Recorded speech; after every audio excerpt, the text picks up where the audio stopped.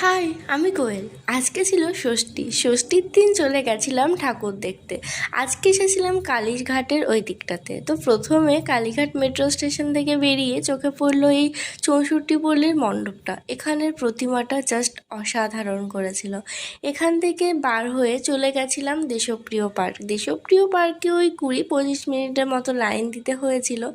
এখানের থিমটা কী ছিল আমি ঠিক ভুলে গেছি, বাট মণ্ডপটা খুব সুন্দর। একটি জাহাজের ওপর করেছিল। তো ওটা দেখার পর চলে এসেছিলাম ত্রিধারাতে। ত্রিধারাতে এত পরিমাণে ভিড় ছিল আর লাইন কিছুতে এগোচ্ছেই না। প্রচুর কষ্ট হয়েছে ১ ঘন্টা লাইন দিয়ে তবে গিয়ে মণ্ডপে ঢুকতে পেরেছি। আর ভিড়ের মধ্যে হঠাৎ ঠেলাঠেলি শুরু হয়ে যায়, সেখান থেকে আমার চপ্পলটা যায় ছিঁড়ে। বাট এমনভাবে ছিঁড়েছিল পড়ার মতো অবস্থাতে ছিল। তো বেরিয়ে একটু বসার পর হঠাৎ এই ছোট্ট একটা মণ্ডপ চোখে পড়লো। ভেতরে ঢুকে আমি পুরো অবাক।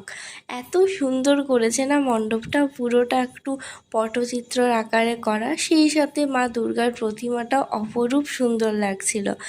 এরপর একটু খাওয়ার জন্য বসে গেছি। অনেকটা হেঁটে গিয়েছিলাম, ওই যেখানে ভিড় ছিল সেখানটাতে না খেতে খুব একটা ভালো লাগে না।